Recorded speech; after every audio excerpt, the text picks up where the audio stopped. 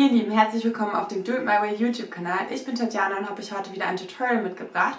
Ich möchte euch zeigen, wie ihr mein allerliebstes Hosenschnittmuster, die Persephone Pants, zu Hause nachnähen könnt. Wenn ihr dran bleibt, dann verrate ich euch auch, welche kleinen Anpassungen ich an dem Schnitt vorgenommen habe, damit der so perfekt bei mir sitzt. So, ich habe jetzt hier schon mal alle meine Schnittteile vorbereitet. Ich habe auch alle Markierungen übertragen, zum Beispiel wie hier die Knopflöcher oder auch alle Knipse, die im Schnittmuster mit dabei sind.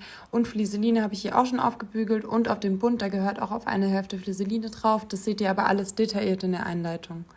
Aber bevor wir jetzt gleich anfangen, wollte ich euch noch kurz die Anpassung zeigen, die ich im Schnitt vorgenommen habe. Ich habe das hier einmal in der Mitte durchgeschnitten und habe das dann ungefähr 2 cm übereinander geschoben. Das macht einfach, dass diese Schritthöhe ein bisschen verringert wird und dass die Hose auch nachher nicht ganz so weit oben sitzt, weil die bei mir tatsächlich über dem Bauchnabel war.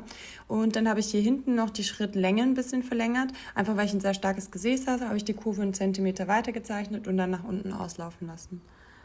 Aber bevor ich es vergesse, weil ich ja die Schritthöhe um 2 cm verringert habe, musste ich auch diese anderen Teile, 5, 6, 7 und 8 alle anpassen. Die habe ich immer durchgeschnitten und dann 2 cm übereinander geschoben, damit sie auch kürzer sind und wieder zur Hose passen. So, im ersten Schritt habe ich jetzt meine beiden Vorderteile vorbereitet. Am linken Vorderteil habe ich diese 1 cm breite Lasche weggeschnitten und dann bin ich oben nochmal mit einer Reihe gerader Stiche knapp an der Kante entlang gegangen. Das sorgt dafür, dass der Schnitter an der Stelle nicht ausleiern kann. So, im nächsten Schritt habe ich dann die beiden Schrittkurven versäubert. Ihr könnt das auch mit einem ganz normalen Zickzackstich machen. Dann nehmen wir uns das Schnittteil Nummer 5 und ich habe das schon mal rechts auf rechts zusammengelegt und habe diese schräge Kante mit 1 cm Nahtzugabe zusammengenäht.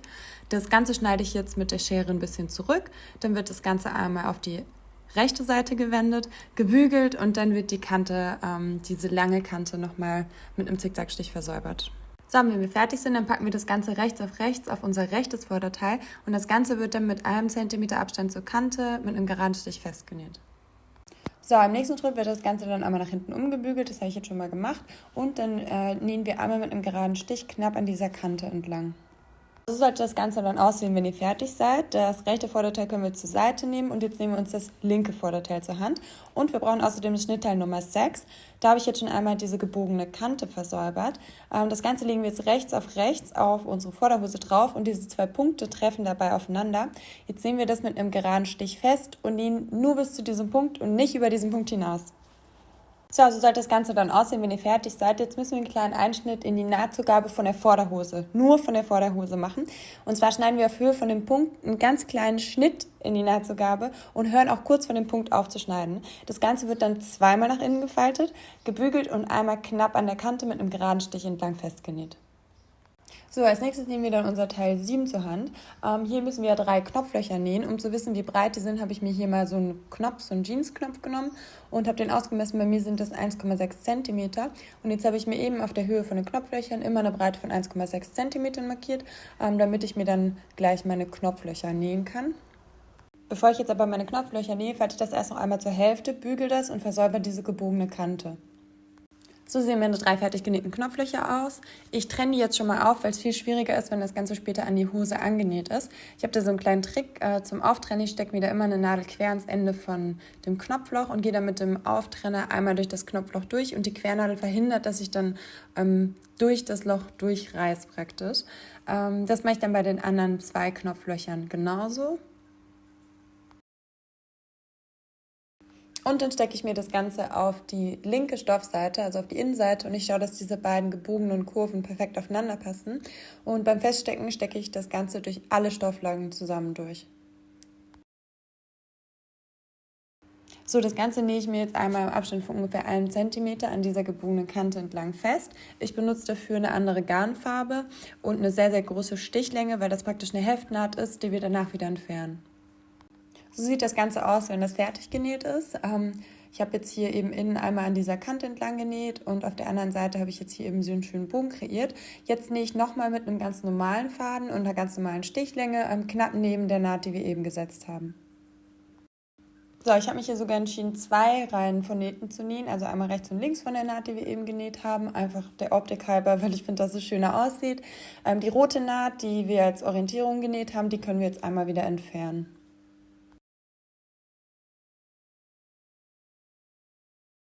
So, als nächstes nehmen wir uns auch unser rechtes Vorderteil wieder zur Hand und legen das Ganze hier im Schritt rechts auf rechts aufeinander. Das Ganze wird jetzt hier mit einem geraden Stich zusammengenäht und zwar bis zu diesem Punkt, der auf dem Schnittmuster markiert war. So sieht das Ganze jetzt aus, wenn das hier im Schritt einmal zusammengenäht wurde.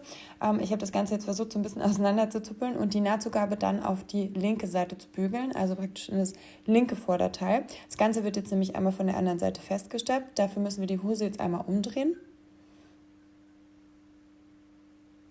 Und dann wird das Ganze jetzt hier auf der linken Seite einmal knapp an der Kante entlang bis nach oben genäht. Dann näht ihr einmal rechts rüber und dann wieder nach unten.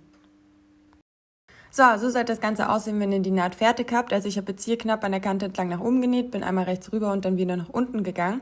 Was ich jetzt ganz gerne mache, ist, dass ich an der Stelle hier und auch an der Kurve nochmal so einen Riegel nähe.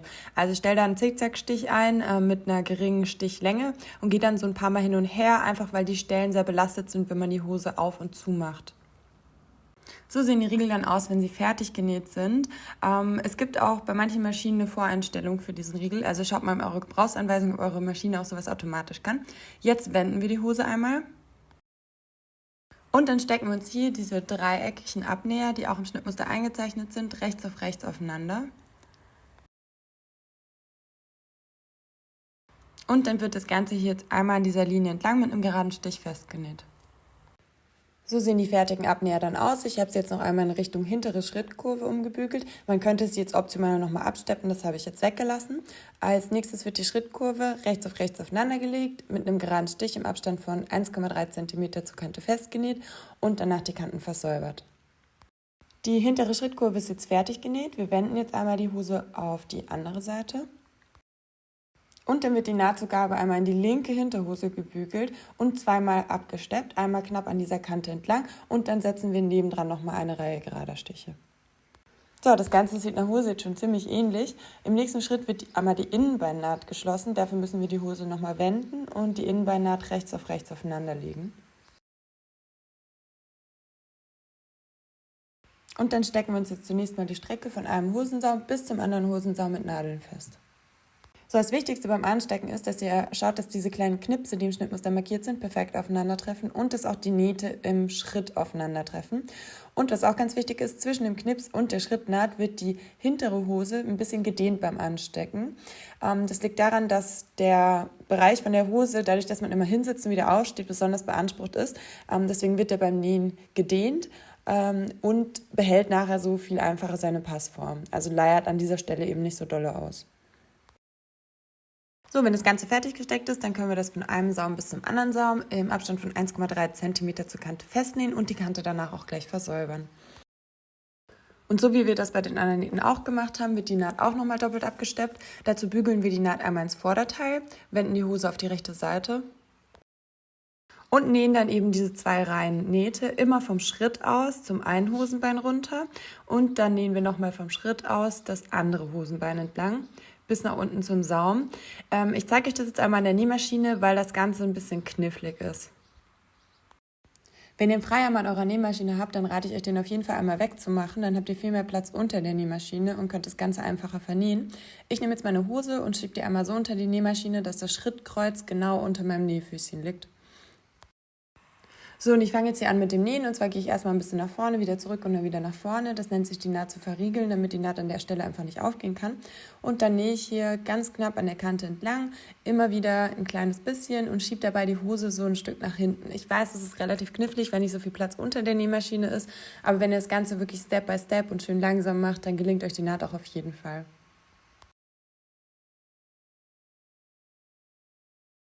So, wenn ich dann hier unten am Saum angekommen bin, dann verriegel ich meine Naht wieder, dann kann ich das Hosenbein auch schon aus der Nähmaschine rausziehen, das Ganze wieder im Schrittkreuz ansetzen und dann die zweite Reihe Nähte parallel zur ersten Reihe nähen. Wenn ich mit dem Hosenbein fertig bin, dann drehe ich das Ganze einmal um, setze es wieder im Schrittkreuz an und steppe dann auch das andere Hosenbein doppelt ab. Und so sieht dann die fertige Innenbeinnaht aus. So, als nächstes nähen wir die Taschen. Dafür habe ich mir jetzt hier zweimal den Taschenbeutel aus Futterstoff genommen. Ich habe den aus dem Leinenstoff zugeschnitten. Und das Ganze wird jetzt hier rechts auf diese Hosenmarkierungen aufgesteckt und dann zwischen diesen 2 Punkten festgenäht.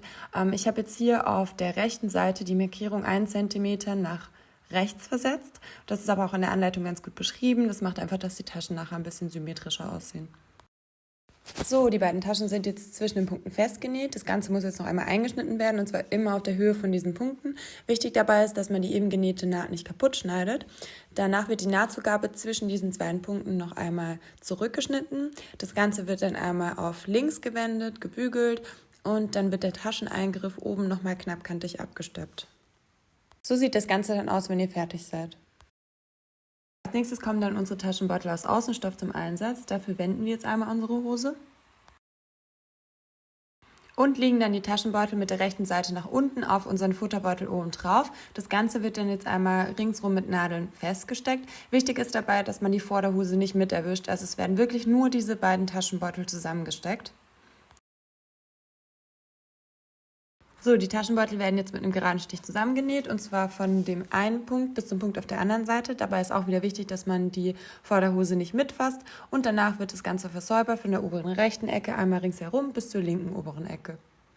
So sehen die Taschenbeutel dann aus, wenn sie fertig sind. Ich habe, wie gesagt, an der Punktmarkierung begonnen und dann einmal ringsherum genäht bis zum anderen Punkt, das Ganze einmal außenrum versäubert, und jetzt können wir uns im nächsten Schritt den Gürtelschlaufen widmen. So, ich habe das Schnitter hier schon einmal vorbereitet. Der einzige Unterschied zum Originalschnitt ist, dass ich hier das Teil ein bisschen verbreitet habe, weil es dann einfacher ist, die Gürtelschlaufen später zu vernähen. Ich habe hier eine Seite schon mal mit der Overlock versäubert, habe dann die unversäuberte Kante eingeschlagen, die versäuberte Kante drüber geschlagen, und jetzt wird das Ganze jeweils an der Kante entlang mit einem geraden Stich festgenäht. So, die Gürtelschlaufen werden jetzt in 7 gleich lange Stücke geschnitten und dann rechts auf der Hose festgesteckt. Die Positionen sind auch relativ gut in der Anleitung beschrieben, also immer einmal rechts und links von der Tasche, jeweils über dem hinteren Abnäher und einen in der hinteren Mitte. Und die 7 Gürtelschlaufen werden jetzt im Abstand von 1,3 cm zur Kante mit einem geraden Stich festgenäht. Als nächstes wird der Bund an die Hose angenäht. Ich habe das Bund hier schon mal vorbereitet. Die eine Seite wird mit Bügeleinlage verstärkt und auf der anderen Seite habe ich das Ganze 1 cm nach oben gebügelt, und der Bund wird noch einmal in der Hälfte gebügelt, und dann stecke ich mir hier das Bundteil rechts auf rechts gleichmäßig an meine Hose. Beim Anstecken habe ich jetzt darauf geachtet, dass die Knipse aufeinandertreffen. Wir haben einen Knips in der hinteren Mitte und rechts und links auch nochmal Knipse. Vorne ist es so, dass die Hose auf beiden Seiten ungefähr 1 cm übersteht. Das ist normal, das soll auch so sein, damit es gleich ordentlich vernäht werden kann. Wir nähen das Ganze jetzt im Abstand von 1,3 cm zur oberen Kante fest.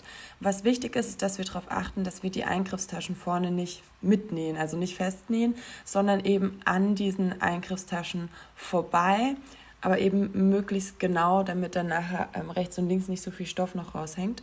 Ich mache das ganz gerne so, dass ich mir das hinlege und mir dann einmal die obere Taschenkante mit einem Marker anzeichne oder mit Schneiderkreide, und dann weiß ich ganz genau, wo ich nähen muss, damit ich auch die Tasche nicht zunähe. So sieht das Ganze dann aus, wenn mein Bund fertig angenäht ist. Was ich jetzt nochmal ganz gerne mache, ist zu kontrollieren, ob die Taschen auch ordentlich eingenäht wurden. Also ich check jetzt hier erstmal, ob der Eingriff auch frei ist und ich mit der Hand noch in die Tasche reinkomme. Und auch ganz wichtig ist zu kontrollieren, dass es hier in den Ecken schön vernäht ist, also dass ihr so dicht wie möglich am Eingriff entlang näht. Hier zum Beispiel ist mir das nicht ganz so gut gelungen, deswegen habe ich nochmal eine zweite Reihe Stiche ein bisschen näher an diesem Eingriff gesetzt. Das ist ganz wichtig, weil die Tasche hier oben sonst ausfransen kann in diesen Ecken. Und als nächstes falten wir dann die Enden von der Tasche 1 cm nach innen um. Dann wird das Ganze einmal auf die linke Stoffseite umgeschlagen. Und dann lege ich jetzt hier einmal diese 1 cm umgebügelte Kante und die Nahtzugabe von der Hose aufeinander und stecke das Ganze dann von der rechten Seite einmal an dieser Kante entlang mit Nadeln fest. So, meine Nadeln sind jetzt drin, das Ganze steckt perfekt zusammen. Beim Nähen müssen wir jetzt darauf achten, wenn wir jetzt hier auf der rechten Seite knapp an dieser Bundkante entlang nähen, dass wir auch immer die Schicht erwischen, die jetzt auf der Innenseite liegt. Das ist am Anfang vielleicht ein bisschen knifflig, wenn man das zum ersten Mal macht. Ihr könnt das dann auch erstmal vielleicht mit der Hand zusammenheften, wenn euch das was hilft. Genau, auf jeden Fall wird das jetzt hier an der Kante entlang genäht und der Bund dann praktisch einmal ringsherum festgenäht. Das ist in der Anleitung auch ganz gut beschrieben. So sieht das Ganze aus, wenn ich hier die Bundkante einmal knapp an der Kante entlang festnähe. Ich mache das wirklich langsam und Schritt für Schritt, um sicherzustellen, dass ich auch alle Stofflagen erwische. Aber wenn ich jetzt hier am Ende angekommen bin, dann lasse ich die Nadel einmal im Stoff stecken, hebe das Nähfüßchen, drehe das Ganze einmal zur Seite und nähe dann noch einmal an der vorderen Kante hier entlang. Wenn ich wieder an der Ecke angekommen bin, dann mache ich das gleiche nochmal und drehe das Ganze so, dass ich dann einmal an der oberen Kante von der Hose entlang nähen kann. Das ist nicht unbedingt notwendig, ist aber auch so im Schnittmuster beschrieben. Ja, es sieht einfach ganz hübsch aus, wenn die obere Kante vom Bund auch noch einmal abgesteppt ist. Der Bund ist jetzt fertig, einmal ringsherum an die Hose angenäht. Was ich ganz gerne mache, ist, dass ich jetzt hier nochmal kontrolliere, ob ich innen drin auch den Bund mit erwischt habe. Wenn nicht, dann könnt ihr an der Stelle mit der Nähmaschine einfach nochmal ein bisschen drüber nähen. Als nächstes werden dann die Gürtelschlaufen festgenäht und zwar im Abstand von 1,3 cm zur Bundkante. Danach wird das Ganze einmal hochgefaltet und eingeklappt und dann an der oberen Kante entlang nochmal mit ein paar Stichen fixiert. So, unsere Hose ist im Prinzip jetzt auch schon fertig. Das Einzige, was noch fehlt, ist hier oben in der Mitte noch ein Knopfloch zu setzen. Ich mache das Ganze ungefähr 1 cm von der Kante entfernt und möglichst in der Mitte. Und die Breite von dem Knopfloch entspricht natürlich auch wieder der Breite von unserem Knopf. Jetzt muss ich nur noch die Position von den Knopflöchern anzeichnen. Dafür lege ich die Hose einmal so perfekt übereinander, wie sie später auch sein soll und nehme mir hier eine Stecknadel zur Hilfe. Die Stecknadel stecke ich dann einmal senkrecht durch die linke Öffnung von dem Knopfloch durch und markiere mir dann eben auf der anderen Seite, wo unser Knopf jetzt eingeschlagen werden muss. Die Jeansknöpfe werden jetzt mit dem Hammer eingeschlagen, dafür lege ich mir hier so ein Holzbrettchen unter. Jetzt nehme ich einmal dieses Plättchen mit der Spitze dran und piekse das durch die Markierung durch, wo der Knopf später sitzen soll. Der Knopf kommt dann auf die andere Seite und zwar liegt der unten beim Einschlagen und ich schaue, dass das beides auch wirklich senkrecht übereinander liegt. Hämmer dann mit dem Hammer einmal ein bisschen drauf und ja, dann ist der Knopf eigentlich schon an der Hose angebracht. So, die Knopfleiste ist jetzt fertig. Ich habe jetzt alle anderen Knopflöcher auch noch mit eingeschlagen. Das Einzige, was wir jetzt an der Hose noch machen müssen, ist natürlich den Saum zu verarbeiten. In der Anleitung ist es, glaube ich, so beschrieben, dass man den Saum 2x1 cm einbügelt und dann mit einem geraden Stich einmal an der Kante entlang näht. Was ich jetzt hier gemacht habe, um der Jeans einen besonderen Look zu verpassen, ist, dass ich sie unten offen gelassen habe und einfach nur im Abstand von 1 cm zur unteren Kante eine Naht gesetzt. Das heißt, das Ganze kann jetzt so ein bisschen ausfransen, aber natürlich nicht weiter als bis zu der Naht, die ich gesetzt habe. So, deine Persephone Pants ist jetzt fertig. Du kannst dich freuen. Ich bin richtig glücklich über meine Hose. Sie sitzt wirklich wie angegossen. Wenn dir das Tutorial gefallen hat, dann gib mir gerne einen Daumen hoch oder abonniere meinen Kanal. Und ansonsten freue ich mich, wenn wir uns zum nächsten Video wiedersehen.